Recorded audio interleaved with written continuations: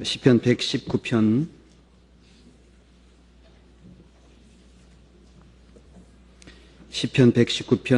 65절로 75절까지를 보겠습니다.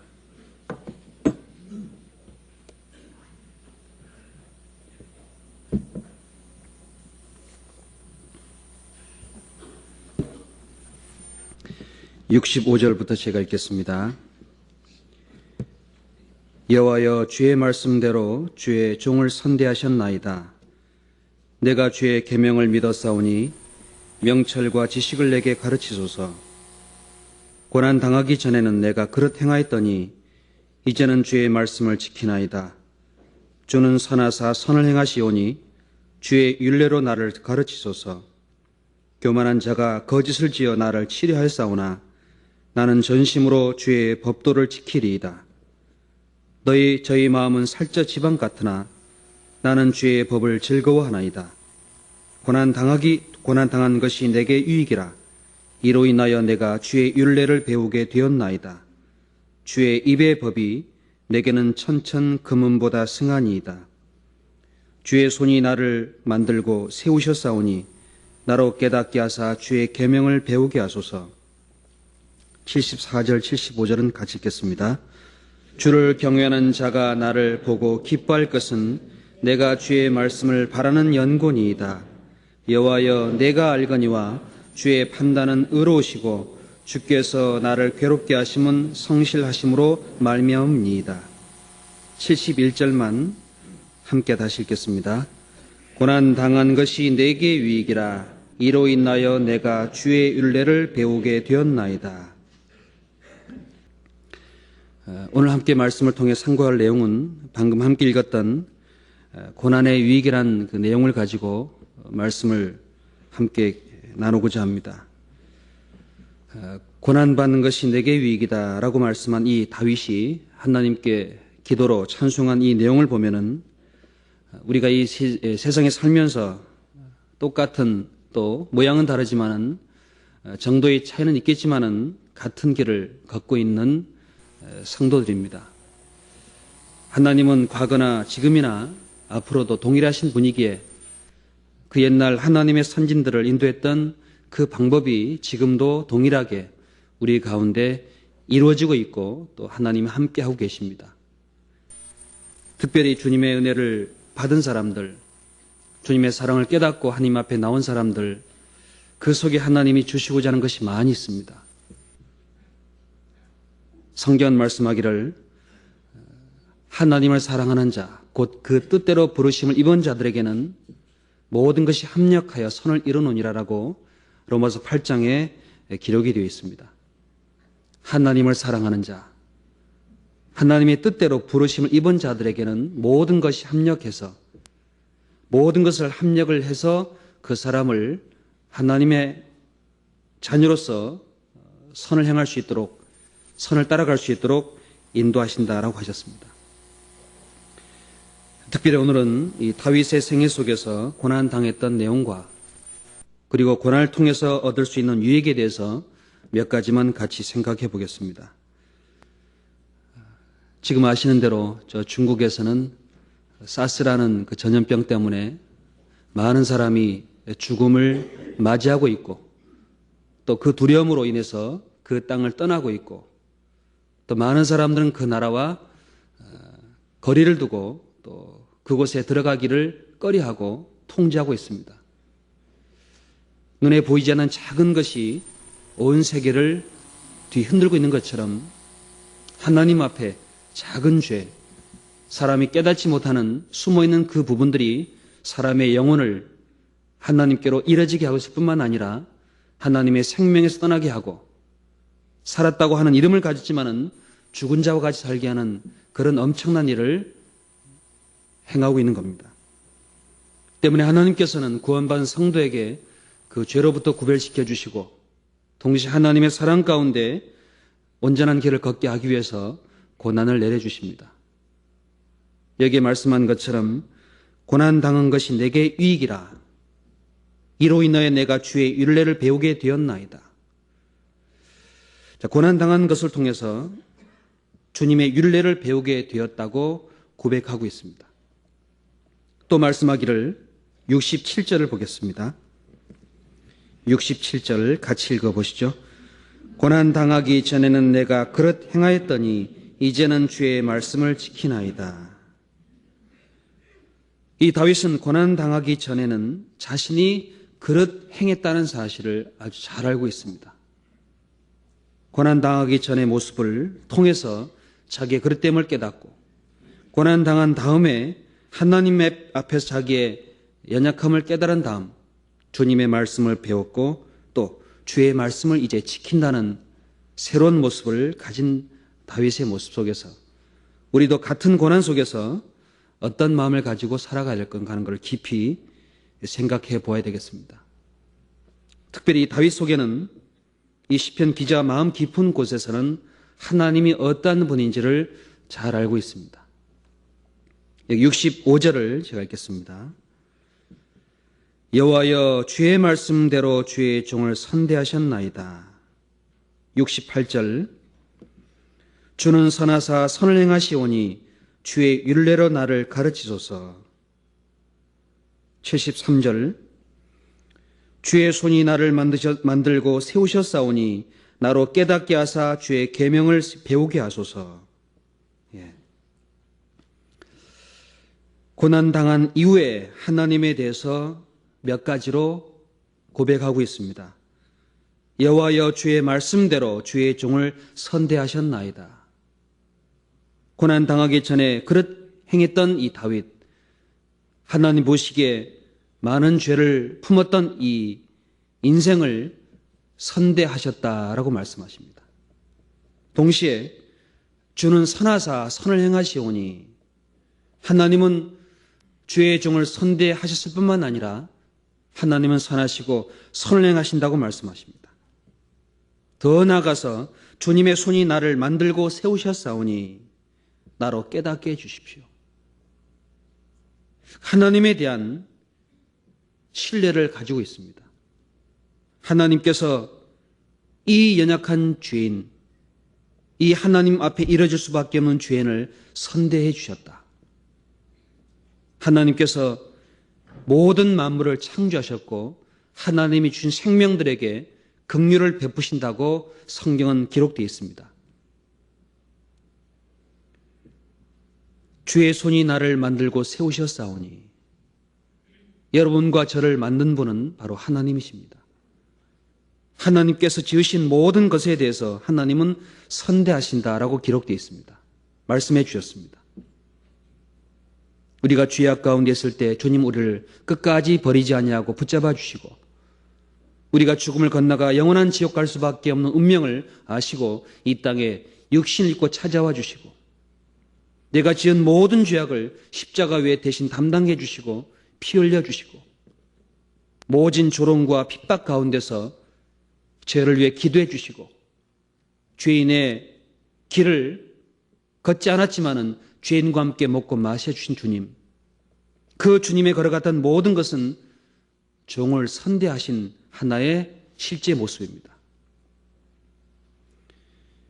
시편 145편을 보겠습니다. 145편 9절 8절로 10절까지를 같이 보겠습니다. 145편 8절로 10절까지입니다. 제가 읽겠습니다. 여호와는 은혜로우시며 자비하시며 노하기를 더디하시며 인자하심이 크시도다. 여호와께서는 만유를 선대하시며 그 지으신 모든 것에 긍휼을 베푸시는도다. 10절 같이 읽어보겠습니다. 여호와여 주의 지으신 모든 것이 주께 감사하며 주의 성도가 주를 송축하리이다. 이 시편을 썼던 다윗은 하나님은 은혜로우시고 자비로우시고 노하기를 더디하시고 인자하심이 크다라고 알고 있습니다. 더 나아가서 하나님께서는 만유를 선대하실 뿐만 아니라 지으신 모든 것에 대해서 긍휼을 베푸신다라고 하셨습니다. 이 만유, 온 우주 가운데 하나님이 창조한 모든 것에 대해서 긍휼을 베푸신다. 생명에게는 호흡을 주시고 생명에게 먹을 양식을 주시고 생명에 살아갈 수 있는 빛을 주시고 모든 것을 하나님은 주시며 선대해 주셨습니다. 특별히 이 땅에 사는 죄인들에게 하나님은 자신의 아들 독생자를 내어주셨습니다. 자기의 모든 것을 내어주실 수 있는 그 하나님은 이 죄인인 종을, 인생을 아주 높여주신 겁니다. 선대하신 겁니다. 그 다윗은 하나님 앞에 간음죄를 지었고 살인죄를 지은 죄인이었습니다. 그런데 다윗을 하나님은 버리지 아니하시고 선대해 줬습니다. 그 다윗이 걸어갔던 모든 걸음 속에서 하나님의 자비와 은혜와 인자하심을 부어주시고 그로 인해서 온 세상 사람들로 하여금 하나님의 자비를 알 수 있도록 열어 보여주셨습니다.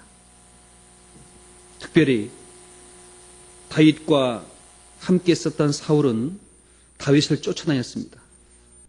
죽이려고 그 다윗을 향해 계속 나아갔지만은 다윗은 하나님을 알기에 그 사울을 향해서 죽일 수 있는 기회가 여러 번 주어졌지만은 하나님 앞에 자기 자신을 비춰보고 하나님의 뜻을 마음에 품기 때문에 그 사울을 선대하였다라고 말씀합니다. 이 성경 사무엘상 24장을 같이 보겠습니다. 사무엘상 24장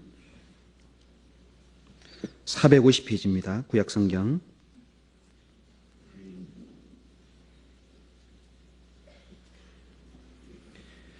사무엘상 24장 4절부터 제가 읽겠습니다.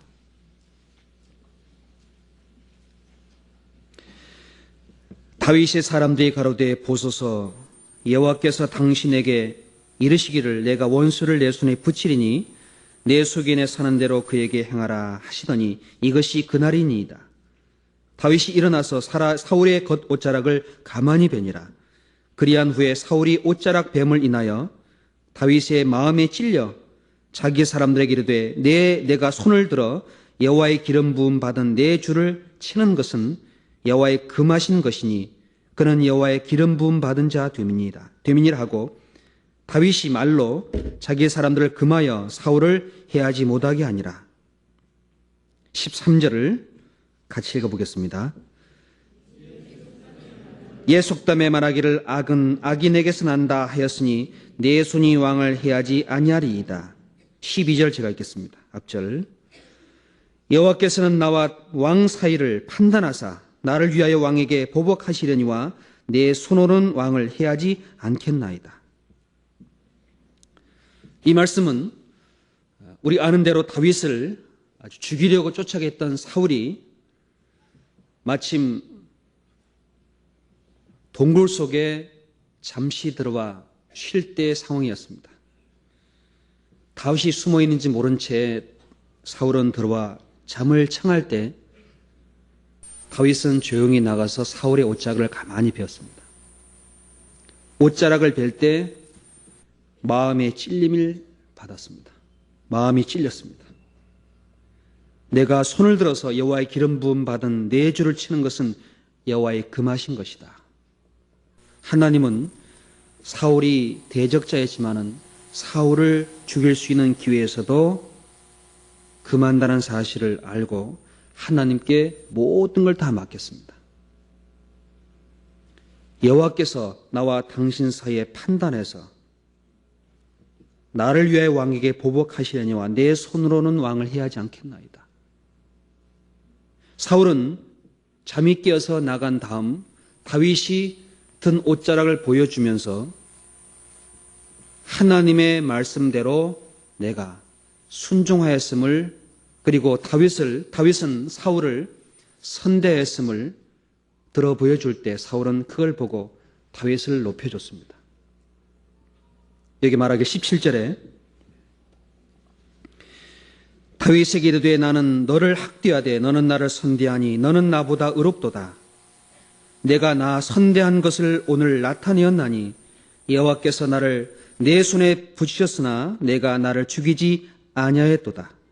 사람이 그 원수를 만나면 그를 평안히 가게 하겠느냐? 내가 오늘날 내게 행한 일을 인하여 여호와께서 내게 선으로 갚으시기를 원하노라. 이 다윗 생애 속에서 사울에게 행한 그 모든 모양 가운데서 할 수 있음에도 불구하고 그 권을 쓰지 아니하고 하나님께 맡기는 모습, 하나님 앞에 자기의 고난 중이라도 하나님의 판단에 맡기는 마음, 이 다윗 속에서 하나님이 얼마나 선한 분인지를 직접 듣고 배우는 가운데 고난 중에서 하나님의 마음을 얻게 된 사람이었습니다. 사울은 말하기를 나는 너를 학대하지만 너는 나를 선대하니 나보다 의롭도다. 학대하지만은 학대받는 사람은 오히려 선한 것을 가지고 사람을 대할 때 하나님이 그 사람을 반드시 의롭다라고 귀히 여겨 줄 거는 틀림없는 사실입니다. 사울은 말하기를 사람이 원수를 만나면은 그를 평안히 가게 하겠느냐? 원수를 만나면은 죽일 수 있는 힘이 있고 모든 여건이 주어진 상태에서 평안히 가게 하겠느냐? 세상은 자기를 사랑하고 돈을 사랑하고 원통한 걸 풀지 아니하고 참수하고 절제하지 못하는 그런 마음을 가지고 세상 사람들과 대하고 있습니다. 그러나 그리스도인들은 하나님께서 나를 선대하였사오니 여호와께서 나를 선대하셨사오니 주는 선하사 선을 행하시오니 여호와께서 주의 종을 선대하셨나이다. 우리는 하나님과 원수지간이었습니다. 하나님의 법을 깨어버릴 뿐만 아니라 하나님을 대적한 원수였습니다. 그런데 하나님은 그 원수를 자기의 목숨 바쳐서 피 흘려 주심으로 사랑하셨습니다. 그 원수를 선대하셨습니다. 예수님 십자가 위에서 피 흘리시면서 말씀하기를 여호와여 아버지여 하나님이여 저들을 사하여 주시옵소서 저들이 하는 일을 알지 못하나이다. 예수님을 못 박는 그 많은 죄인들을 주님은 그 십자가 위에 매달린 채 그들을 위해 기도해 줬습니다. 그 죄인들을 하나님은 선대해 주셨습니다. 그 하나님께서 우리 영혼을 위해서 자기의 독생자를 내어주시면서 우리를 높여줬습니다. 우리 영혼이 하나님의 형상을 닮았고 나를 주님이 만드셨고 세우셨기에 끝까지 그 믿음과 그 사랑을 가지고 계십니다. 주는 선하사 선을 행하시오니 주는 가장 선하신 분입니다. 가장 선을 행할 수 있는 분입니다. 요셉을 팔았던 형들, 시기하고 질투와 미움으로 팔았던 요셉, 그 요셉이 종으로 팔렸습니다. 애굽에 내려가서 아무런 연고 없이 보디발 집 안에 종살이했습니다. 자기는 하나님 앞에 범죄한 일이 없는 가운데 종으로 살면서 자기를 지켰습니다. 죄로 물들지 않도록 자기를 지켰습니다. 비록 종이지만은 하나님 앞에 범죄치 않기 위해 자기를 지켰습니다. 보디발의 아내가 죄를 짓자고 다가왔을 때 끝까지 유혹을 물리쳤습니다. 날마다 그를 재촉했지만 끝까지 그 자리를 피했습니다. 심지어 누명을 쓰고 가름죄를 지었다는 누명을 쓰고 감옥 깊은 곳까지 내려갔습니다. 하나님은 그 요셉을 다 지켜보시며 알고 계셨습니다. 먼 훗날 요셉을 높이 들어서 이스라엘 민족을 구원할 것을 하나님은 계획하고 계셨던 겁니다. 깊은 감옥 속에서도 하나님을 바라보고 그 모든 사물을 온전히 계함으로 그 요셉을 형통케 하였다고 약속하셨습니다. 말씀하셨습니다. 어느 날 바로왕의 꿈을 꾸게 하시고 요셉의 지혜를 주시고 요셉으로 말미암아 그 왕의 꿈을 해석해서 애굽을 구원했을 뿐만 아니라 그 아버지와 형들의 죄도 돌이킬 수 있는, 아버지를 보호하고 형들을 보호할 수 있는 그런 자리에 하나님 올려줬습니다. 그 요셉은 먼 훗날 17에 팔려서 먼 훗날 요셉 총리로 있으면서, 바로의 총리로 있으면서 형과 아버지를 만났습니다. 그때 고백한 말은 하나님은 선으로 바꾸어 주셨다라고 형들에게 고백합니다. 창세기 50장을 같이 보겠습니다. 창세기 50장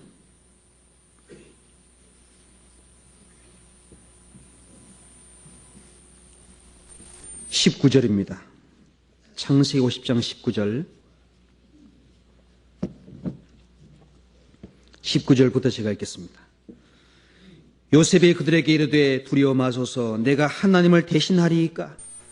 당신들은 나를 해하려 하였으나 하나님은 그것을 선으로 바꾸사 오늘과 같이 만민의 생명을 구원하게 하시리 하셨나니 당신들은 두려워 마소서.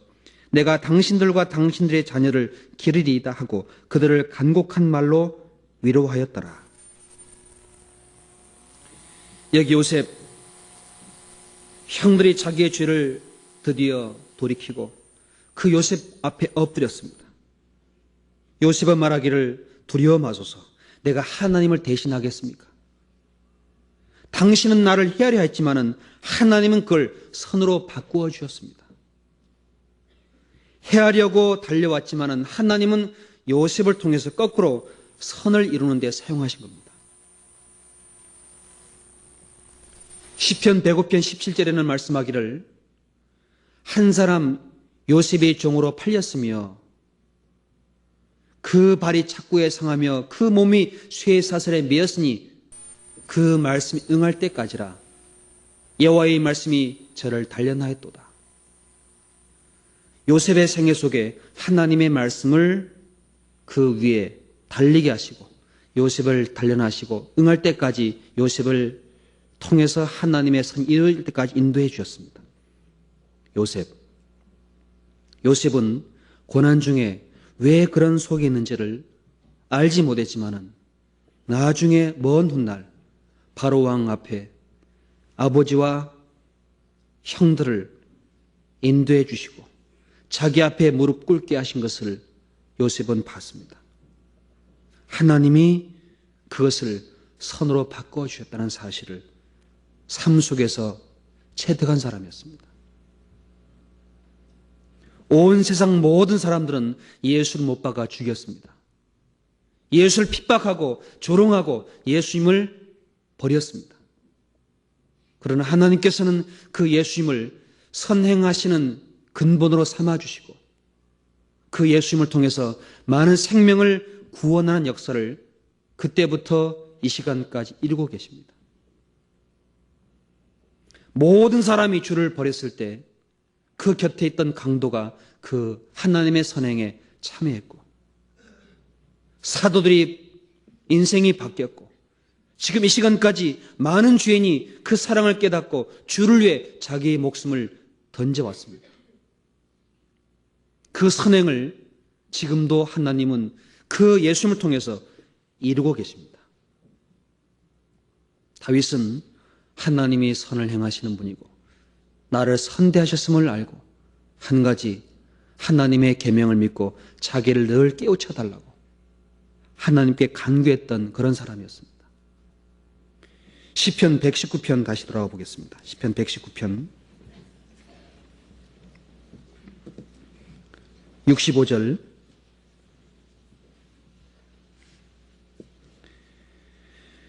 여호와여 주의 말씀대로 주의 종을 선대하셨나이다. 66절을 같이 읽어보겠습니다. 내가 주의 계명을 믿어 싸우니 명철과 지식을 내게 가르치소서.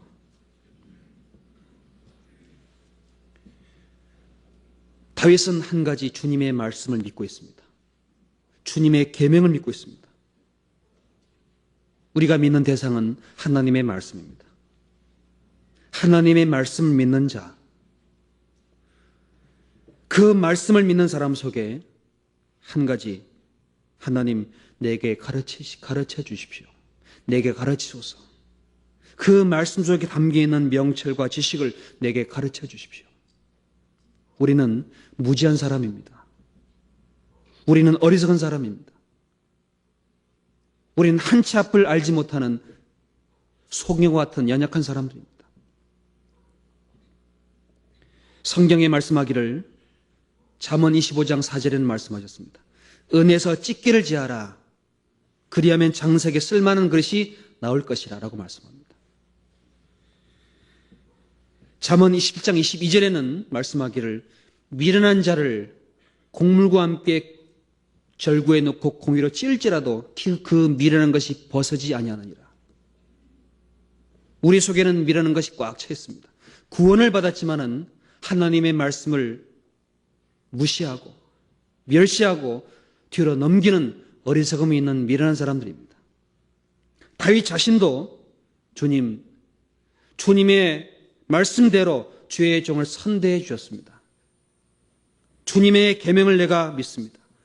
그러나 주님의 말씀 속에 담긴 명철과 지식을 내게 가르쳐 주십시오. 주님의 손이 나를 만드시고 나를 세우셨사오니 주님, 나로 깨닫게 하사 주님의 계명을 배우게 해 주십시오. 세상 사람들은 지식을 자기를 위해서 배우고 세상의 권세와 자기의 부를 위해서 자기의 삶을 드리지만은 그것보다 더 중요한 하나님의 말씀 속에 담긴 명철과 지식, 하나님의 진리와 하나님의 선을 말씀을 통해서 얻는다는 것은 세상 그 무엇보다도 귀한 소유물입니다. 다윗은 하나님의 명철과 지식이 하나님의 계명 속에 있음을 잘 알기 때문에 이걸 좀 배우게 해 주십시오. 가르쳐 주십시오라고 항상 주를 간구했습니다. 우리는 어떻습니까? 우리의 마음 깊은 곳에서 하나님의 말씀을 묵상하고 주님의 뜻이 무엇인지를 살피고 생명의 말씀을 밝혀 내 달려갈 길을 비추고 있는지, 아니면은 세상의 모든 영광과 그걸 위해 내 길을 비추고 있는지. 다윗은 전쟁 중에는 범죄하지 않았습니다. 자기의 장수와 신하와 함께 담대히 나가서 하나님의 말씀대로 왕국을 세웠습니다. 그러나 잠시 후 군궐 위에 거닐 때 가늠죄를 지었습니다. 형통할 때, 편안할 때, 안락할 때, 그때 죄가 솟아나왔습니다. 다윗은 고난당하기 전에는 내가 그렇게 행하였더니, 다윗이 범죄한 다음에 하나님의 징계가 그 삶을 인도하는데 얼마나 많은 고난이 다가간지 모릅니다. 그때 다윗은 철저히 배웠습니다. 고난당한 것이 내게 유익이라. 이로 인하여 내가 주의 이루를 배우게 되었나이다. 우리에게 주님이 주는 고난, 이 고난은 내가 그릇 행하는 이유 때문에 생기는 고난이 많습니다. 내가 아직 주님 앞에 벗겨지지 못한 미라는 것이 있기 때문에. 성경은 말하기를 도가니는 은을, 풀무는 금을, 여호와는 마음을 연단하느니라. 아직 우리 마음속에 주님 보시기에 그릇 행하는 마음이 있기 때문에 그 마음을 단련하기 위해서 고난을 허락하십니다. 고난당하기 전에는 사람은 그릇 가게 되어 있습니다. 그러나 고난당한 것이 내게 유익이 된 것은 바른 길, 정직한 길, 선한 길, 진실된 길, 하나님의 거룩한 길로 우리를 인도해 줍니다. 고난을 사람은 좋아하는 사람이 아무도 없습니다. 고난은 사람에게 많은 고통을 줍니다. 아픔을 줍니다. 눈물을 나게 합니다. 외로움을 느끼게 합니다. 낭망하기까지도 합니다. 떠나고 싶은 마음을 갖게 하기도 합니다. 그러나 하나님은 고난당한 것이 내게 유익이라고 한 그 말씀처럼 나에게 가장 주님은 유익된 길로 인도해 주기 위해서 고난을 하라 하십니다. 고난의 유익 속에 가장 첫 번째가 있다면 내가 고난을 통해서 주의 율례를 배운다는 사실입니다. 하나님의 말씀을 배우는 겁니다. 고난이 없다면 사람은 생각하지 않습니다. 고난을 주신 이유가 사람으로 하여금 생각하도록, 내가 걷는 길을 비춰보도록 깨닫기 위해서 고난을 하라 하신다고 말씀하십니다. 전도서 7장을 같이 보겠습니다.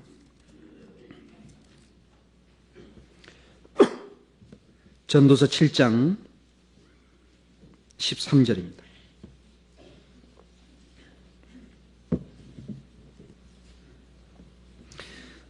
전도서 7장 13절.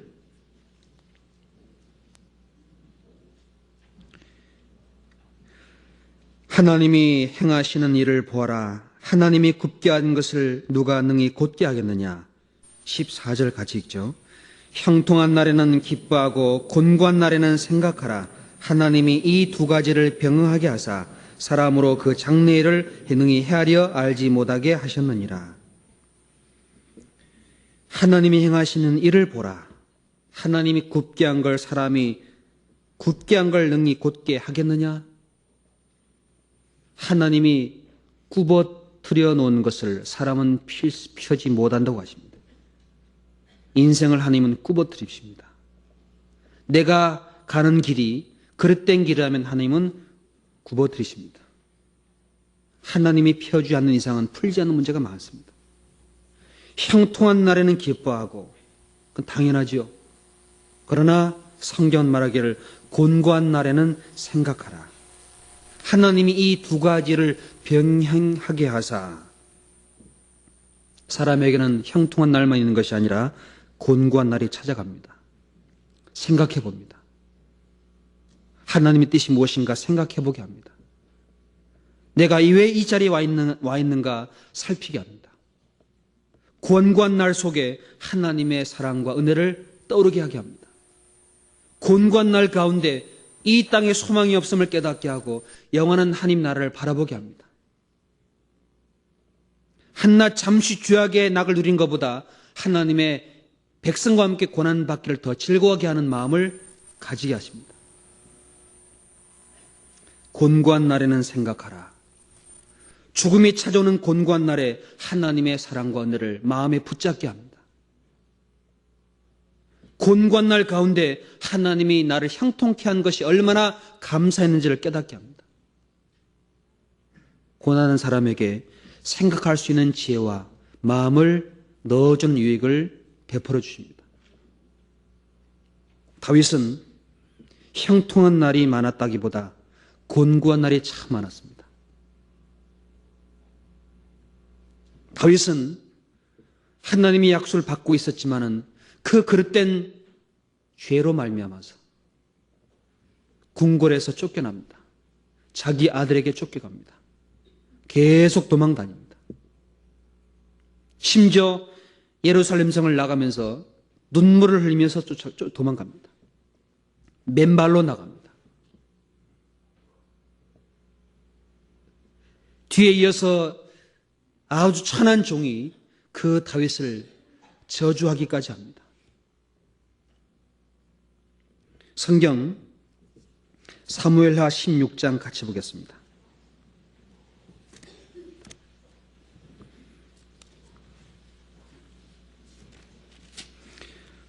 사무엘하 15장 30절을 보겠습니다. 15장 30절. 15장 30절 488페이지입니다.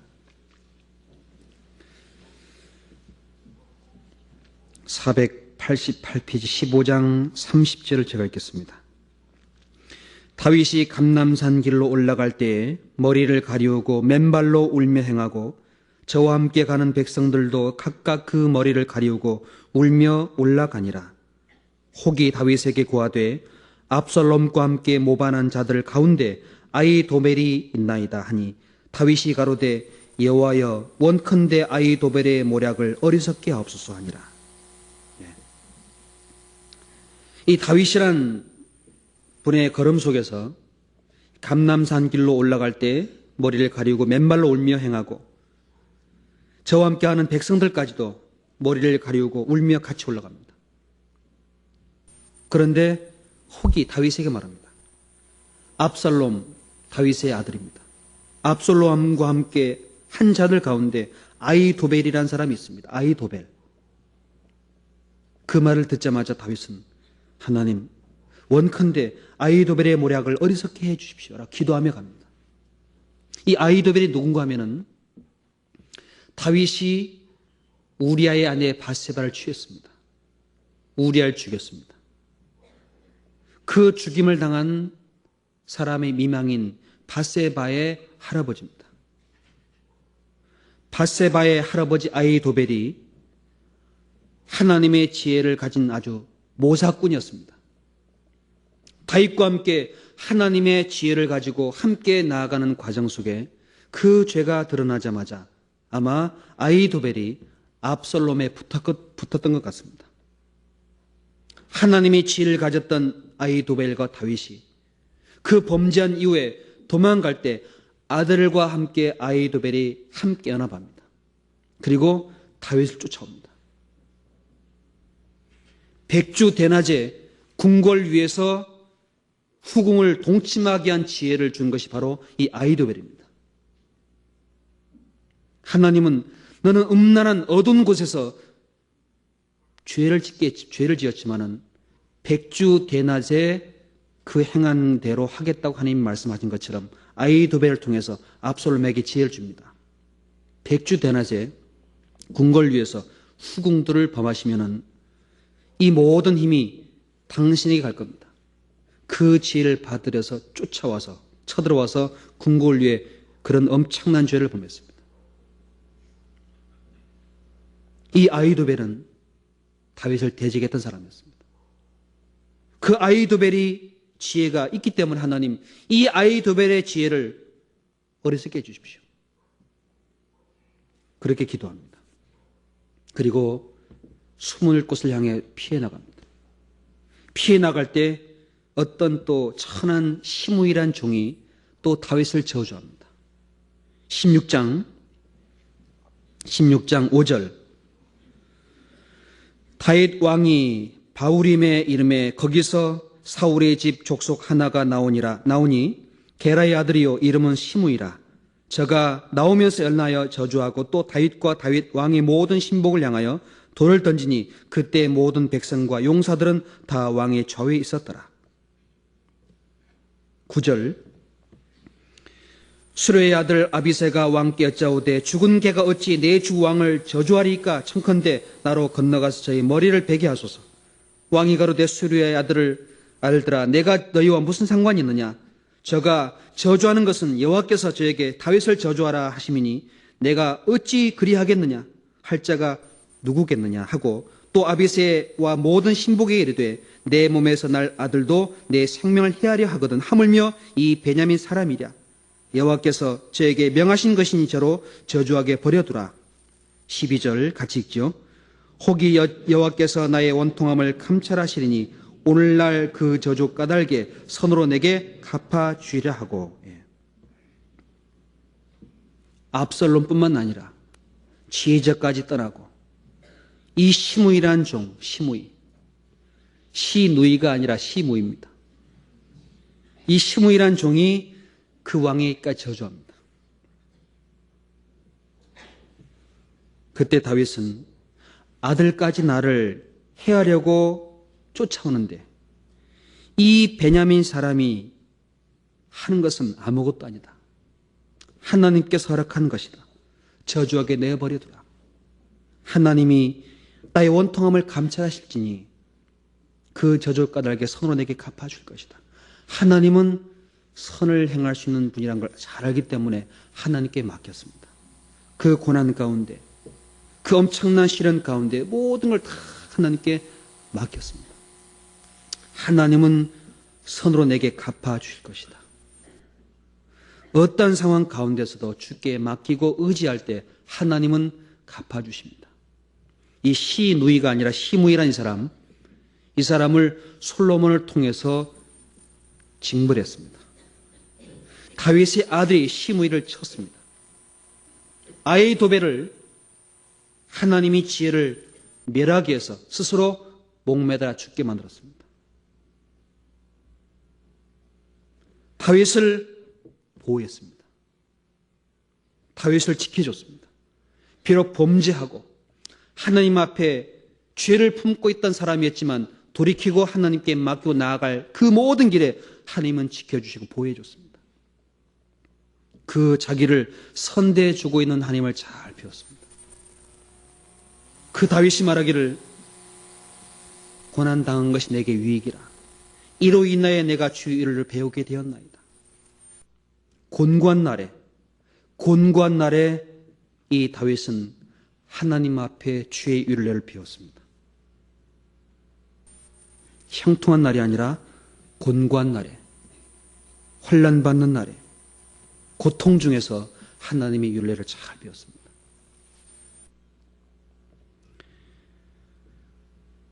또 하나님께서 우리에게 고난을 주시는 이유가 있다면 그릇 행하게 하지 않게 하려고, 범죄하지 않게 하시려고 고난을 허락해 주십니다. 다윗이 그 범죄한 다음 고난 중에 범죄하지 않았습니다. 나이가 늙어 아리따운 여자를 그 침상까지 보냈지만은 다윗은 범하지 않았습니다. 죽음 앞에서도 침상에 머리를 숙이고 하나님께 경배하고 기도하고 이 생을 떠나갔습니다. 고난당하는 과정 속에 하나님 앞에 범죄하지 않는 삶을 살았습니다. 우리에게 주님이 고난 주신 이유는 범죄하지 않게 하기 위한 선한 뜻이 담겨 있습니다. 그 선을 우리 가운데 행하게 하시려고 고난을 허락하십니다. 성경 베드로전서 4장을 같이 보겠습니다. 베드로전서 4장 1절 381페이지입니다.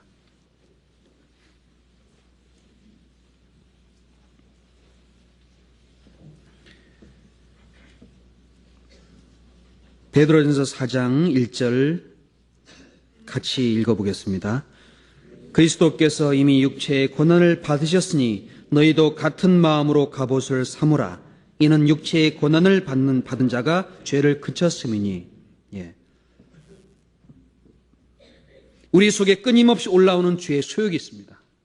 육체의 정욕이 있습니다. 사랑하는 자들아, 행위인과 같은 너희를 권하노니 영혼을 거스려 쌓아놓은 육체의 정욕을 제어하라.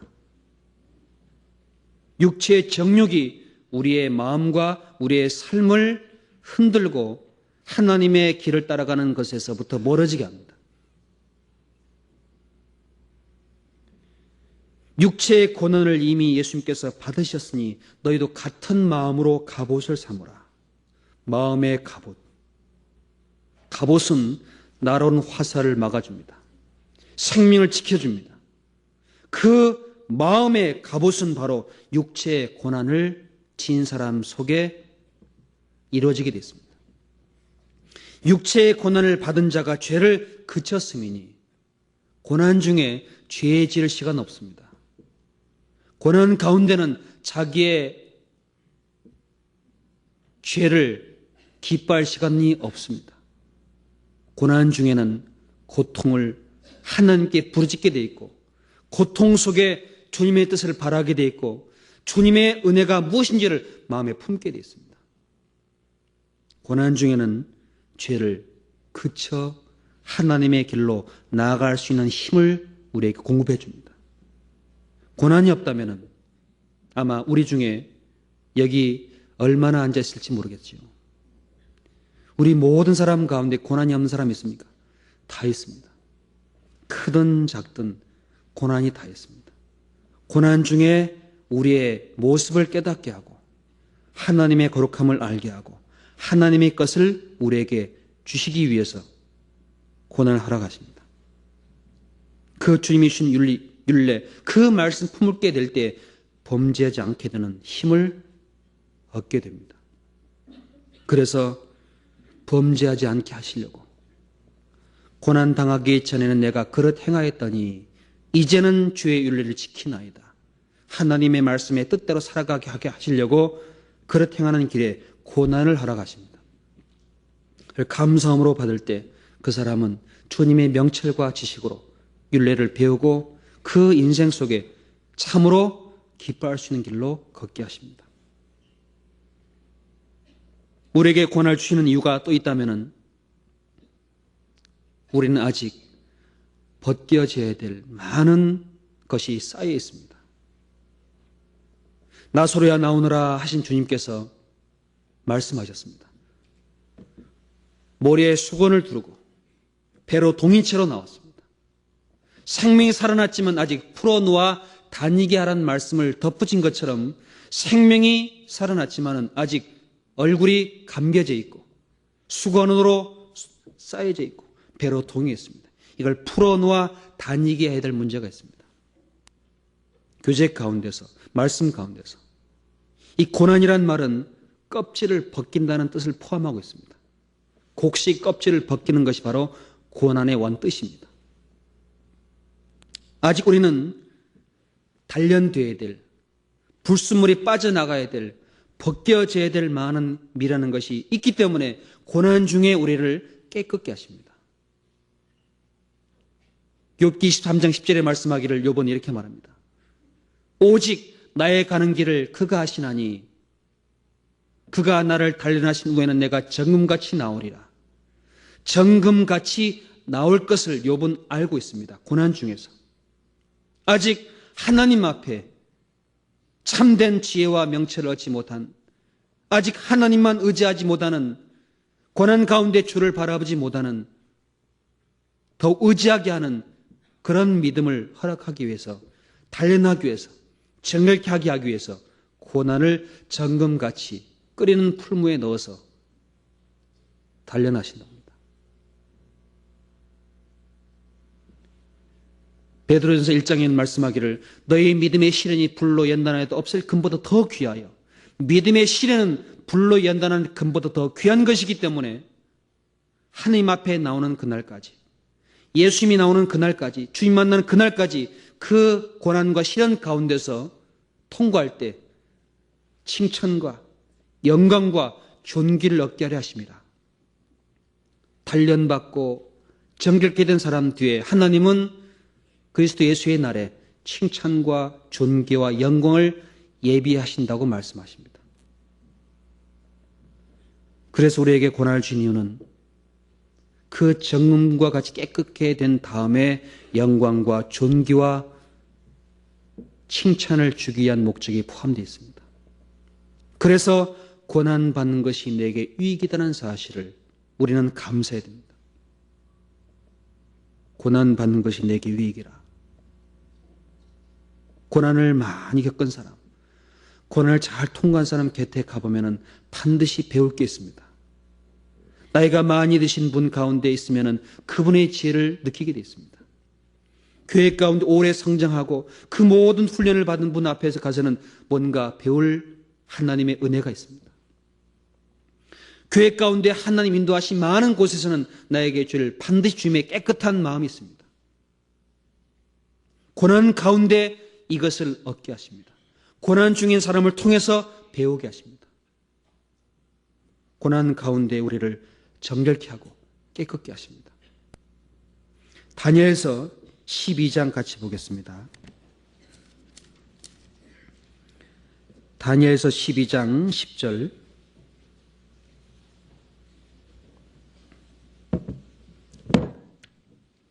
다니엘서 12장 10절입니다.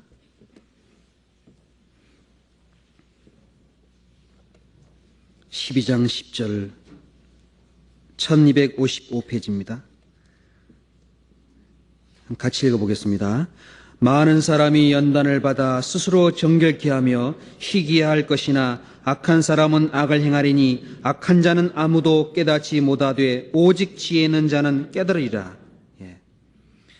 많은 사람이 연단을 받아 스스로 정결케 하며 희귀할 것이나, 많은 사람이 연단을 받아 스스로 정결케 하고 희귀할 것이나 악한 사람은 악을 행하리니, 마지막 때가 되면 될수록 악한 사람은 점점 악을 향해 쫓아가지만은 그리스도인들, 하나님의 사랑을 품은 사람들, 하나님을 믿는 사람들, 세상 속의 빛과 소금이 된 사람들, 그 사람들을 통해서 하나님은 비추기를 원하십니다.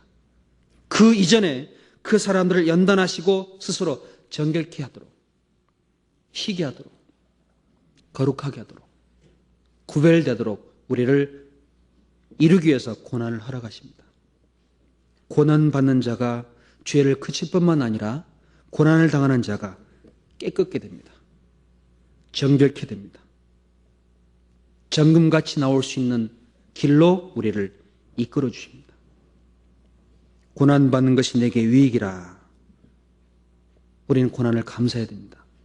물론 고난을 앞에 뒀을 때는 두렵고 힘이 들고 괴롭고 아프지만은 그러나 이것이 나에게 유익이다 하는 마음을 가지고 우리는 잠잠히 통과해야 됩니다. 왜 이런 고난을 주십니까? 가 아니라 주님 무엇을 또 주시렵니까? 하는 마음을 가지고 범세 인정하고 통과해야 됩니다. 왜가 아니라 주님 무엇 주시렵니까? 고난받는 것이 내게 유익이라. 주의 일을 내가 배우게 되었다고 하셨는데 이 인생에 주님은 또 무엇을 주시기 위해서 이 고난을 또 통과하게 하십니까? 고난받는 것이 내게는 깨끗한 길로 가게 하는 길입니다. 다윗은 고난 중에 점점점 주님의 선을 배웠고 그 선이 무엇인지를 온 세상 사람들로 하여금 깨닫도록 시편의 많은 말씀을 기록해 놨습니다. 많은 말씀. 고난받는 유익 속에 주님은 그 사람에게 은택을 줄 뿐만 아니라 힘을 주십니다. 고난 중에 힘이 올라옵니다. 편안히 누워있는 사람은 점점 힘이 빠지게 되어 있습니다. 오래 누워있던 사람은 힘을 서서히 얻지 못하면 못 일어날 수가 있습니다.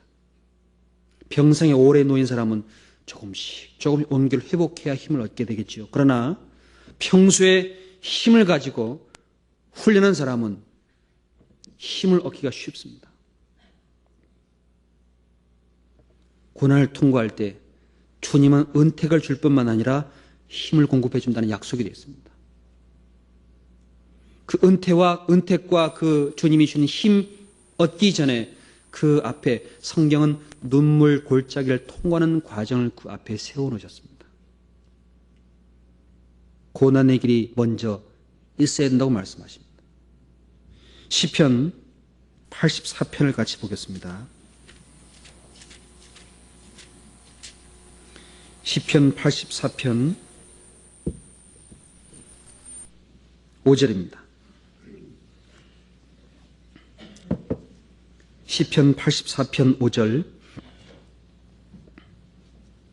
부터 제가 읽겠습니다. 주께 힘을 얻고 그 마음의 시온에 데려가 있는 자는 복이 있나이다. 저희는 눈물 골짜기로 통행할 때 그곳으로 많은 샘이 곳이 되게 하며 이른 비도 은택을 입히나이다. 7절 같이 읽겠습니다. 저희는 힘을 얻고 더 나아가 시온에서 하나님 앞에서 각기 나타나리이다. 성경은 주께 힘을 얻고 마음에 데려가 있는 자는 복이 있나이다. 주께 힘을 얻는 자는 복이 있답니다. 그런데 그 주께 힘을 얻고 나아가 하나님 앞에 각기 나타날 텐데 그 사람 길에 성경 말하기를 저희는 눈물 골짜기로 통행할 때 은택을 입히나이다.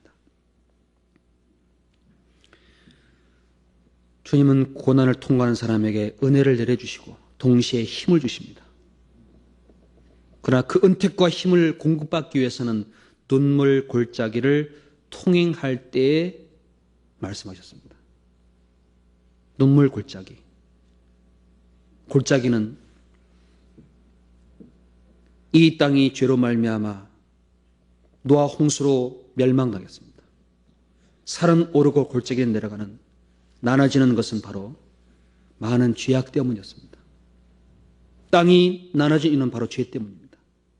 그러나 그 골짜기를 통해서 많은 샘이 흘러가지요. 골짜기를 따라서 많은 샘이 강이 흘러갑니다. 비록 나눠진 곳이지만은 그 골짜 깊은 곳에 큰 샘이 흘러갑니다. 사람의 마음에 죄악이 가득 차 있지만 주님은 그 사람을 사랑하시고 구원해 주신 그 마음 깊은 골짜기 속에 은혜를 흘러가게 하시고 대로를 내어주십니다.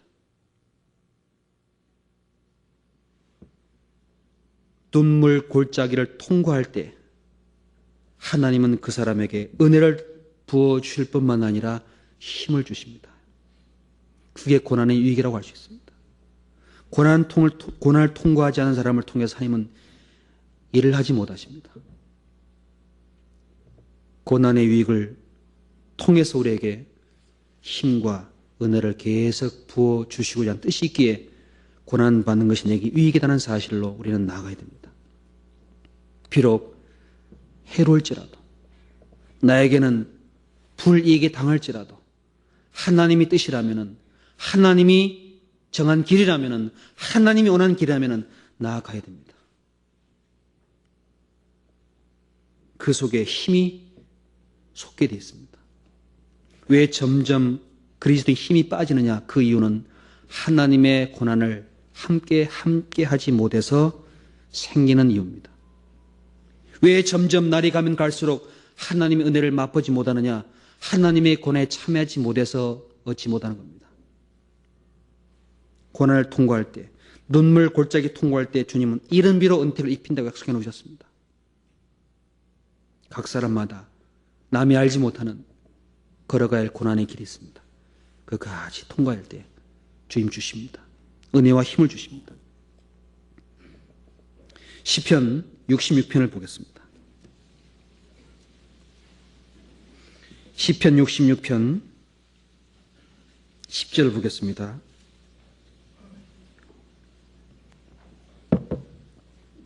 (66편) 10절 하나님이여 주께서 우리를 시험하시되 우리를 단련하시기를 은을 단련같이 하셨으며 우리를 끌어 그물에 들게 하시며 어려운 짐을 우리 허리에 두셨으며 사람들로 우리 머리 위로 타고 가게 하셨나이다.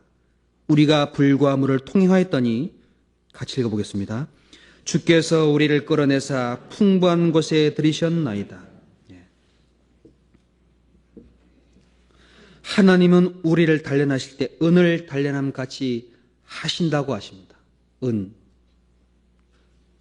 어려운 짐을 허리에 두시고 우리 머리로 짓밟고 타고 가게까지도 하신답니다. 불과 물을 통행하게 하였더니 눈물 골짜기만 통행하게 하는 것이 아닙니다. 불과 물을 통행하게 한답니다.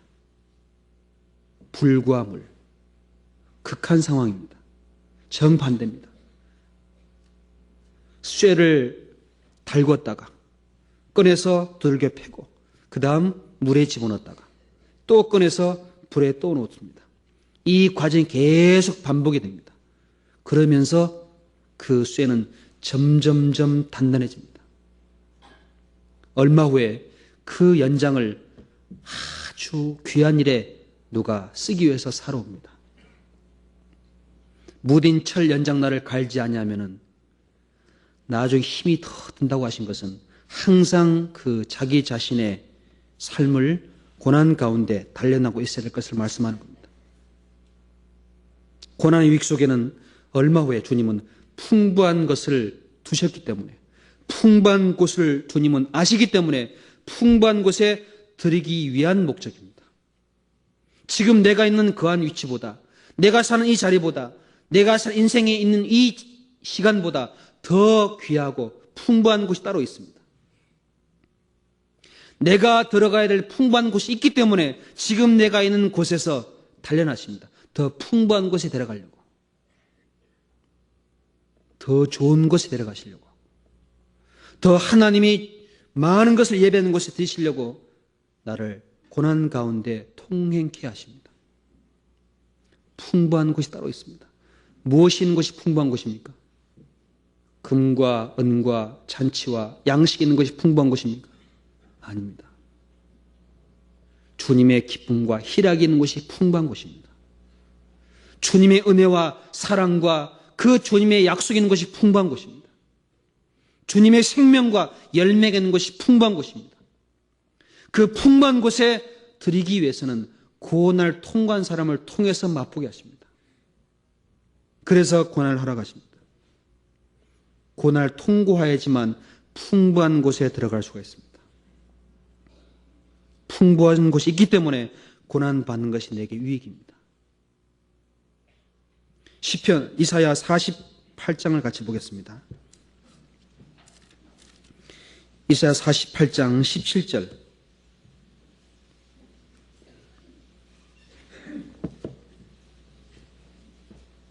(48장 10절부터) 보겠습니다. 48장 10절 같이 읽어보시죠. 보라, 내가 너를 연단하였으나 은처럼 하지 아니하고 너를 고난의 풀무에서 택하였노라. 17절 18절 같이 읽어보시죠. 너의 구속자시요 이스라엘의 거룩하신 자이신 여호와께서 가라사대 나는 내게 유익하도록 가르치고 너를 마땅히 행할 길로 인도하는 너희 하나님 여호와라. 슬프다, 내가 나의 명령을 듣지 아니하였도다. 만일 들었다면 내 평강이 강 같았겠고 내 의가 바다 물결 같았을 것이며. 너의 구속자이신 이스라엘의 거룩하신 자이신 여호와께서 가라사대 나는 내게 유익하도록 가르치고 너를 마땅히 행할 길로 인도하는 너희 하나님 여호와라. 우리 하나님, 나를 구원해 준 하나님, 나를 사랑하는 하나님은 나를 가르치실 때 유익하도록 가르친다고 말씀하십니다. 내게 유익하도록, 내게 가장 적당하고 내가 가장 귀한 기쁨을 얻도록 나를 가르쳐 주십니다. 유익하도록. 고난을 당하게 할 때도 적당히 그 사람에게 필요한 만큼만 주십니다. 사람이 감당할 시험 밖에 너에게 당한 것이 없나니 시험 당할 즈음에 피할 길을 내서 너희로 능히 감당하게 하시느니라. 감당치 못할 시험 당을 허락지 않다고 말씀하십니다.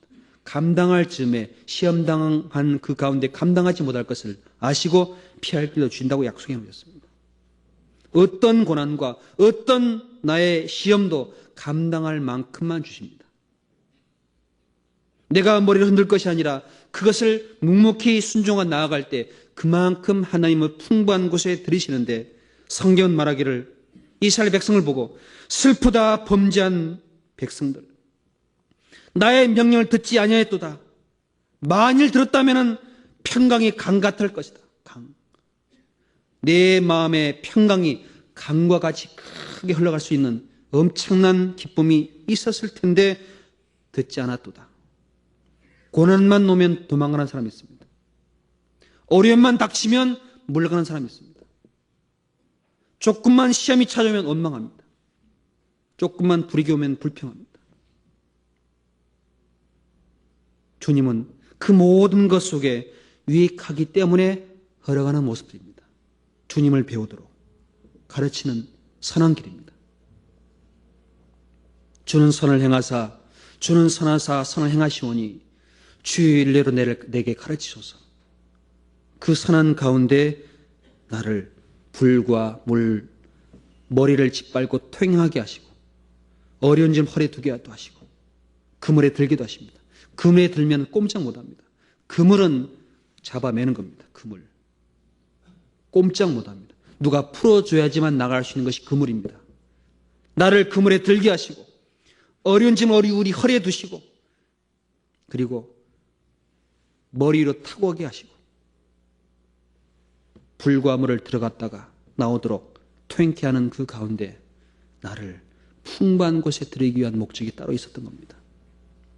아, 주님이 나에게 주신 고난은 풍부한 곳이 있으니까 허락하셨구나, 감사합니다 하고 받아들여야 됩니다.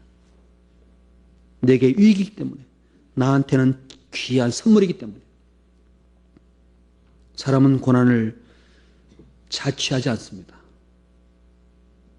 주님은 고난을 자취하셨습니다.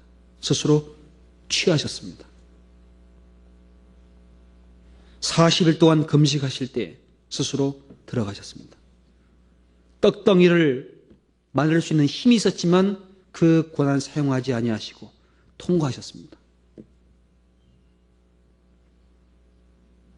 그 길을 우리에게 배우게 하십니다. 편안한 가운데 주님을 배우지 못합니다. 고난 중에 주의 유익을, 말씀을 배울 때 평강의 강 같은 바다 물결처럼 넘치게 하신다고 하십니다.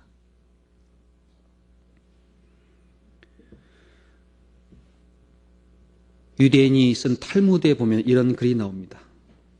어떤 여행객이, 랍비라고 한 여행객이 길을 가다가 해가 졌습니다. 해가 지는 시간이라 집을 찾아 들어가야 되는 집이 없습니다. 가까이 보이는 헛간이 보입니다. 가진 것은 등불, 램프 하나 하고 자기가 짐을 싣고 다니는 당나귀 하나 하고 자기의 동역자, 자기를 지키는 개 한 마리입니다.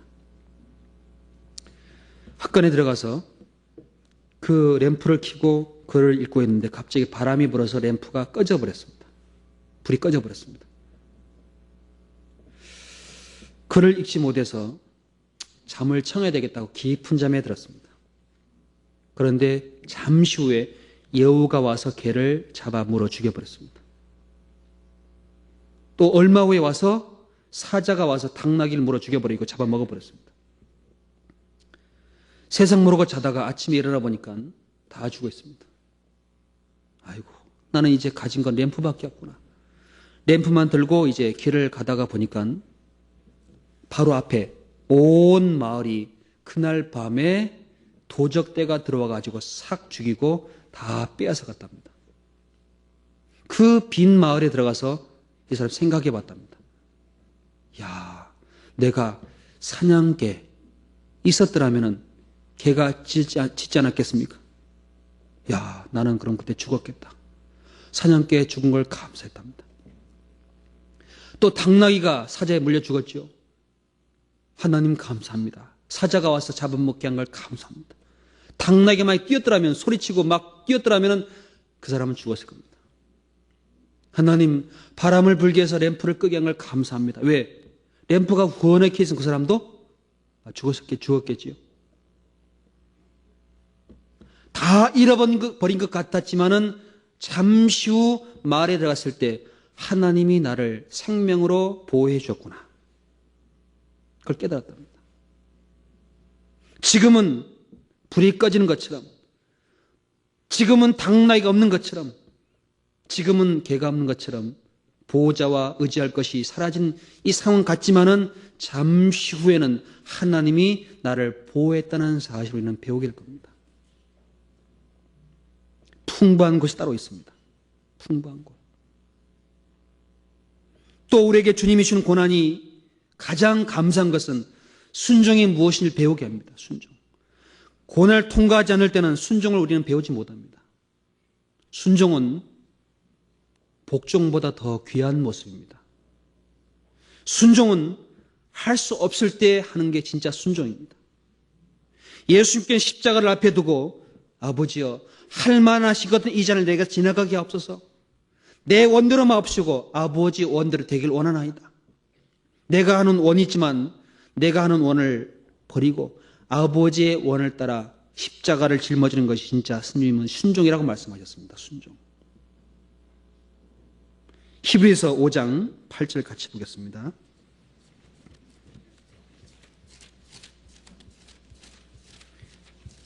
히브리서 5장 8절.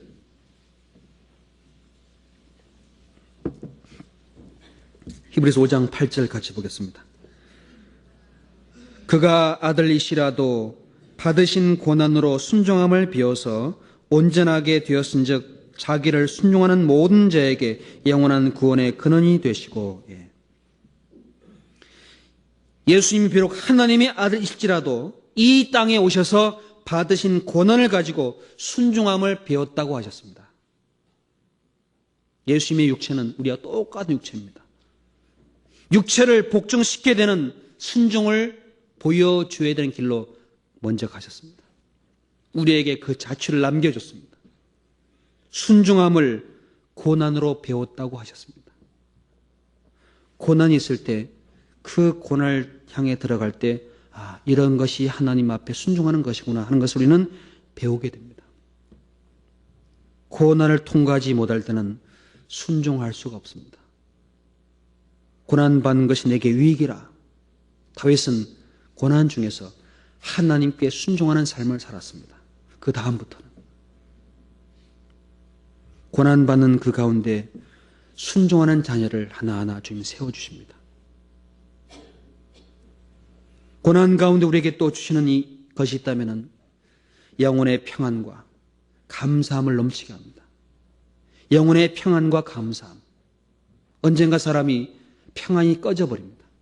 감사한 마음이 사라져버립니다. 왜냐? 그 이유는 하나님이 주는 고난을 싫어하고 들어가지 않아서 그렇습니다.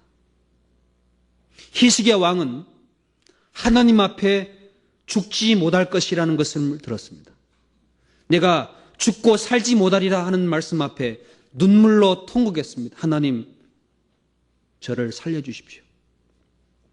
그러면 내가 내 생전을 가끈히 행하리이다. 겸손한 마음으로 주를 섬기겠습니다. 그 병 가운데 태양을 10도 물러가게 하는 엄청난 징조를 주셨습니다. 그때 병이 다 나을 때 히스기야 왕이 하나님께 기도했던 말씀이 있지요. 보옵소서, 내게 큰 고통을 더하신 것은 내게 평안을 주려 하심이라. 멸망의 구덩이에서 나를 건지셨고 나의 모든 죄는 주의 등뒤에 던지셨나이다. 주께서 내 영혼을 사랑하사 내 영혼을 사랑하시기 때문에 큰 고통을 더하셨습니다.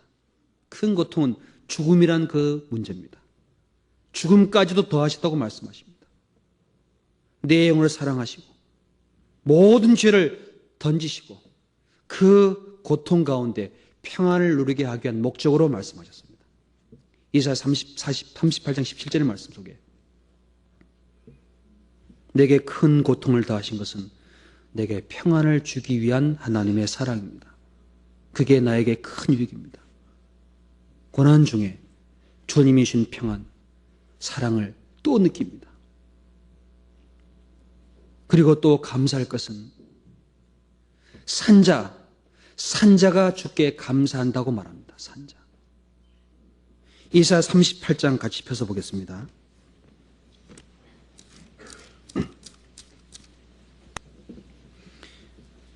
(38장) 15절입니다. 1011페이지입니다. 구약성경. 주께서 내게 말씀하시고 또 친히 이루셨사오니 내가 무슨 말씀을 하오리까? 내 영혼이 고통을 인하여 내가 종신토록 가끈히 행하리이다. 17절 같이 읽어보겠습니다. 보옵소서, 내게 큰 고통을 더하신 것은 내게 평안을 주려 하심이라. 주께서 나의 영혼을 사랑하사 멸망의 구덩이에서 건지셨고 나의 모든 죄는 주의 등 뒤에 던졌나이다. 19절도 이어서 같이 읽겠습니다. 오직 산자 곧 산자는 오늘날 내가 하는 것과 같이 주께 감사하며 주의 신실을 아비가 그 자녀에게 알게 하리이다. 히스기야 이 왕이 내 영혼의 고통 때문에 내가 종신토록 가끈히 행하리이다. 종신 죽을 때까지 남은 15년을 더 살게 해준다는 약속해 줬습니다. 그 약속을 받고 남은 15년을 내가 주님 앞에 가끈히 살겠습니다. 겸손한 마음으로, 순종하는 마음으로 내가 15년 남은 생에 더 쉰 것 살겠습니다. 내가 큰 고통을 더하신 것은 내게 평안을 주려 하심이었구나 하는 걸 깨달았습니다. 동시에 산자, 죽은 자가 아닙니다. 산자는, 살아있는 사람은 오늘날 내가 하는 것과 같이 주께 감사하며 그 평안과 사랑과 감사, 이것을 아버지가 자식에게 알게 하는 그 모습으로 내려간다고 말씀합니다. 주님이 큰 위를 받은 부모는 자기의 자식 앉혀놓고 말합니다. 하나님이 나에게 이런 어려움 속에 은혜를 주셨고 너를 나에게 주셨고 너를 하나님의 뜻 가운데 키우러 가셨다고 계속 가르칩니다. 고난받는 부모는 자녀를 잘 키울 수 있습니다. 평안과 감사를 고난 속에 유익하게 해주십니다. 그러니 우리는 고난 앞에 감사해야 됩니다. 하나님 감사합니다. 피할 것이 아니라 들어가야 됩니다. 받아들여야 됩니다. 싫어하는 만큼 더 괴롭습니다. 빨리 순종하는 만큼 기쁨과 감사가 빨리 찾아옵니다. 또 우리에게 주님이 권하는 가운데 주는 유익이 있다면 하나님이 함께한다는 사실을 느끼게 하시고 보여주십니다. 고난을 통과할 때 하나님이 함께하는구나, 하나님이 도와주는구나, 하나님 나를 지켜주는구나 하는 그 믿음이 더 온전하게 되어 있습니다. 야곱 아시죠? 야곱은 어머니 치마 밑에 있던 꾀둥이였습니다. 형 나올 때 자기 힘 안 쓰고 형 뒤꿈치 붙잡아 나왔습니다. 얼마나 꾀가 많은지 모릅니다. 그 장자는 되고 싶어가지고 팥죽을 끓여놓고 타이밍을 잘 맞춰서 샀습니다. 지혜롭게. 어머니 힘을 빌어서, 지혜를 빌어서 아버지의 약속 다 받아냈습니다. 자기는 항상 그 모습이요. 약속과 하나님이 모든 축복 받아냈습니다. 그러나 야곱은 바뀌어져야 될 어려움이 있는 겁니다. 야곱은 부서져야 될, 위골되어야 될 환두뼈가 속에 있었습니다. 자기가 행한 그 모든 모습처럼 외삼촌 라반에게 똑같이 당했습니다. 드디어 돌아오게 될 때 하나님과 괴로웠습니다. 천사와 씨름했습니다. 하나님께서 환도뼈를 위골시켜버렸습니다. 모든 힘의 근원을 깨버렸습니다. 그때부터 절름발이가 신사됐습니다. 절름발이었지만은 그때 이름이 바로 이스라엘입니다. 절름발이지만은 하나님의 축복을 이제 의지할 수 있는 사람으로 바뀌었습니다. 그 환도뼈가 위골됨으로 하나님의 약속이 이루어집니다. 고난 통해서 야곱이 축복을 받자마자 광야에서 돌베개 베고 잡죠. 돌베개 베고 잡니다. 돌베개 베고 울며 잡니다. 그때 하늘문이 열립니다. 내가 너와 함께하여 너를 다시 이곳으로 돌아오게 하리라. 어머니와 아버지와 함께 있을 때가 아니라 거기서 쫓겨나서 유다 광야에 있을 때, 그때 돌베개 베고 잘 때 그 고난 중에 첫 고난의 시작 속에서 하나님의 약속을 빌어서 들었습니다. 고난 중에 돌베개 베고 잘 때 하나님의 음성을 들었습니다. 하나님은 야곱 같은 그 생각 속에는 우리도 고난 가운데 하나님이 함께한다는 사실을 말씀을 통해서 듣게 하십니다. 이스라엘 백성들, 이 이스라엘 백성들을 하나님은 보시고 거기서 끄집어냈습니다. 끄집어낼 때 그들의 마음이 아직 애굽의 마음이 붙어있는 생각이 있는 겁니다. 고기 가마와 외와 부추와 파와 마늘과 먹었던 걸 기억합니다. 3일 후에 광야에서 먹을 것이 없자 원망했습니다. 40년을 광야에 통과하는 고난을 허락했습니다. 40년 통과하는 가운데 가나안 바로 앞에, 40년 통과한 이후에 가나안 바로 앞에서 모세를 통해서 말씀하십니다. 이는 다 너를 낮추시고 시험하사 마침내 내게 복을 주게 하려 하시면느니라. 너를 인도하여 불뱀, 전갈, 물이 없는 간조한 땅을 지나게 하셨으며, 물이 없는 땅을 지나게 했습니다. 간조한 땅, 불뱀과 전갈이 있는 위험한 땅을 지나게 했습니다. 그 지나게 하는 과정은 마침내 내게 복을 주게 하려 하시면느니라고 약속하였습니다. 이스라엘 민족의 40년 광야 고난은 복을 얻기 위한 하나님의 유익이었습니다. 그런데 하나님은 그들을 인도하면서 이렇게 표현하셨습니다. 신명기 32장 같이 보겠습니다. 신명기 32장 11절.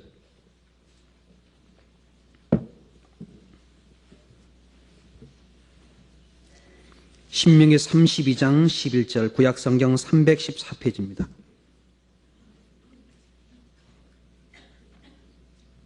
(32장 11절 12절) 같이 읽겠습니다. 마치 독수리가 그 보금자리를 어지럽게 하며 그 새끼 위에 너풀거리며 그 날개를 펴서 새끼를 받으며 그 날개 위에 그것을 업는 것 같이 여호와께서 홀로 그들을 인도하셨고 함께한다는 신이 없었도다. 독수리가 그 보금자리를 어지럽게 하며 그 새끼 위에 너풀거리며, 독수리가 새끼를 낳았습니다. 새끼지만 독수리입니다. 세상의 하늘을 지배할 지배자입니다. 이 새끼를 그 근본된 독수리로 만들려는 엄의 마음은 보금자리가 있습니다. 그런데 이 독수리가 보금자리를 어지럽게 한답니다. 보금자리는 포근하고 편안하고 좋아야 되는데 독수리 어미가 새끼가 있는 보금자리를 어지럽혀 버립니다. 그 보금자리에 두지 못하도록 그 밑에는 아주 가시와 같은 나무를 깔고 그 위에 솜털처럼 얇은 풀을 까다 놨습니다. 어지럽혀 버리면 찔립니다. 나와야 됩니다. 또 독수리가 새끼 위에서 그 엄청난 날개로 가지고 너풀거려 버립니다. 밀려나갑니다. 보금자리에 찔리고 나가야 됩니다. 높은 곳에 떨어져야 됩니다. 근데 독수리는 날개를 펴서 밑에 먼저 내려가서 받는답니다. 받아가지고 업어서 또 올려줍니다. 그 과정이 반복되므로 독수리가 진짜 길러지는 겁니다. 그리스도인들은 마치 독수리입니다. 독수리 새끼와 같습니다. 그 마음이 보금자리에 안락함에 빠져 있을 때 하나님은 어떨 때는 어지럽혀 버립니다. 보금자리를 어지럽혀 버립니다. 너풀거립니다. 위에서 다 날아가 버립니다. 엄청난 그 독수리 날개 너풀거려 버리면은 다 날아가 버립니다. 오로지 어미의 날개만 의지할 수밖에 없는 상호로 만들어 버리고 업어서 인도한답니다. 고난의 유익은 하나님이 나와 함께 한다는 사실을, 나를 지킨다는 사실을 배우게 하십니다. 40년 광야는 하나님이 그들을 인도했다는 사실을 깨닫게 하는 과정이었습니다. 우리에게도 마찬가지죠. 고난 속에 나와 함께 하신다, 나를 보호하신다, 나를 지키신다 하는 믿음이 생깁니다. 이걸 느끼게 하시기 위해서 우리에게 크고 작은 여러 가지 고난을 허락하십니다. 우리는 그걸 보고 감사해야 됩니다. 또 고난을 우리에게 주신 이유가 있다면 고난을 통과할 때 열매가 맺힙니다. 고난이 없는 가운데는 열매가 나오지 않습니다. 모든 씨도 땅에 떨어져 죽어야지만 열매 맺는다고 하신 그것처럼 하늘의 미 땅에 떨어져 죽지 않으면 하늘 그대로 있고 죽으면 많은 열매를 맺는답니다. 죽는다는 것은 고난입니다. 희생입니다. 예수님께서 말씀하기를 여자가 해산하게 되면 그 때가 이르렀으므로 근심하나 사람을 낳으면 세상에 사람 난 기쁨 인하여 그 고통을 다시 기억지 아니하느니라. 여자가 해산달이 다 되면 근심합니다. 어찌 해산의 고통을 치를꼬. 해산의 고통을 통과한 다음에는 그 아이가 품에 품겨질 때 그 고통을 잊어버린답니다. 그러니까 또 낳죠, 엄마가. 계속 낳습니다. 그 기쁨이 크기 때문에. 우리가 수고하고 희생하고 고난을 통과하는 이유는 그 뒤에 구원받을 영혼이 있기 때문에 우리가 인내할 수 있고 참을 수 있고 비록 근심하지만은 나아갈 수 있습니다. 뒤에 다가올 영혼이 있기 때문에, 그 뒤에 주님이 주실 생명이 있기 때문에 우리 자신을 버릴 수 있습니다. 그 가치가 아니라면 버리지 못합니다. 고난을 통과할 때 주님은 반드시 결실을 우리에게 주신다고 약속하셨습니다. 이사야 49장 같이 보겠습니다. 이사야 49장 20절입니다.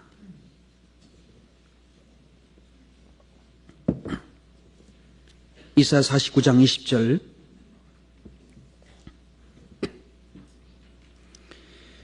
(20절부터) 제가 읽겠습니다. 고난 중에 낳은 자녀가 후일에 내 귀에 말하기를 이곳이 우리에게 좁으니 넓혀서 우리로 거처하게 하라 하리니 그때 내 심중에 이르기를 누가 나를 위하여 이 무리를 낳았는고 나는 자녀를 잃고 외로워졌으며 사로잡혔으며 유리하였건을 같이 읽겠습니다. 이 무리를 누가 양육하였는고 나는 홀로 되었거늘 이 무리는 어디서 생겼는고 하리라. 고난 중에 낳은 자녀가 후일에 내 귀에 말하기를 이곳이 우리에게 좁으니 넓혀서 우리로 거처하게 하라. 고난 중에 낳은 자녀가 좁다고 말합니다. 부모도 자녀를 키우다 보면은 고난을 많이 겪은 자녀에게 마음이 더 갑니다. 병치레 많이 하고 많이 시달림을 당하고 많은 고통을 받은 자녀에게 부모의 마음이 더 가게 됐습니다. 더 주고 싶습니다. 고난 중에 낳은 자녀가 후일에 말하기를 넓혀서 우리로 거처하게 하라 하리니 나는 자녀 잃고 외로워졌으며 사로잡혔으며 유리하였거늘 이 무리가 도대체 누가 양육했는고 이 무리를 나는 홀로 되었거늘 이 무리는 어디서 생겼는고 하리라. 부모가 자녀를 키우다 보면은 언제 후에 많은 자녀가 부모에게 나와서 감사를 표할 때 그때 그 모든 고난을 잊어버리고 기뻐할 수 있습니다.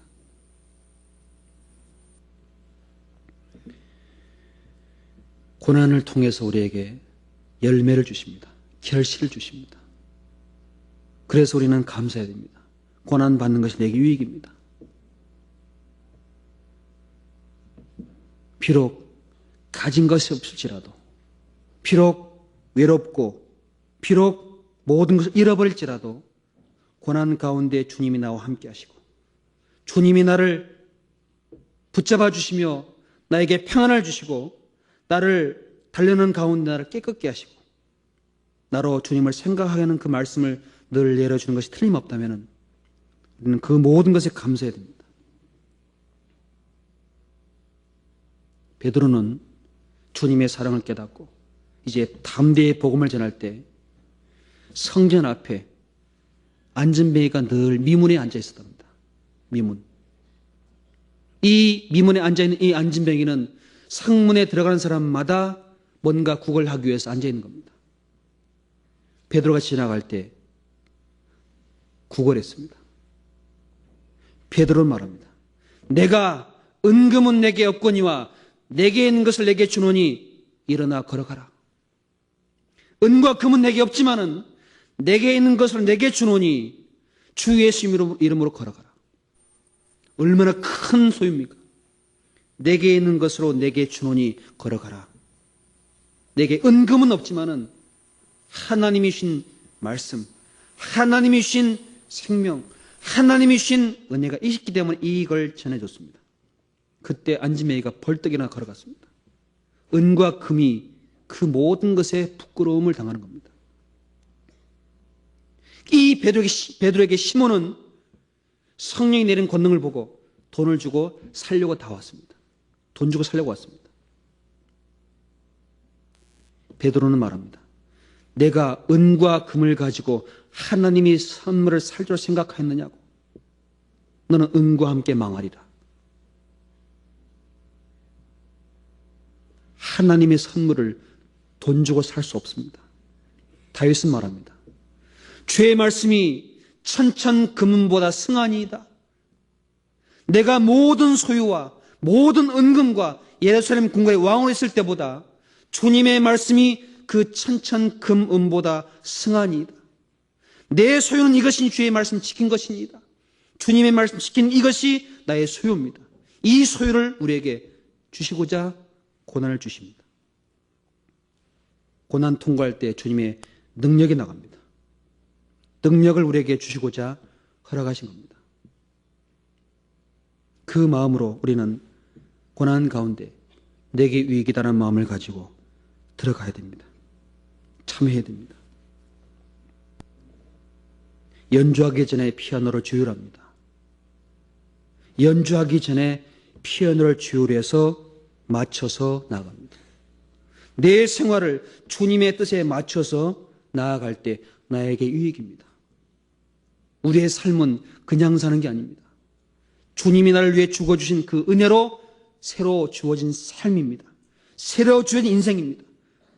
새로 주어진 인생을 알지 못할 때 살았던 삶으로 살 수는 없습니다. 새롭게 살아가야 됩니다.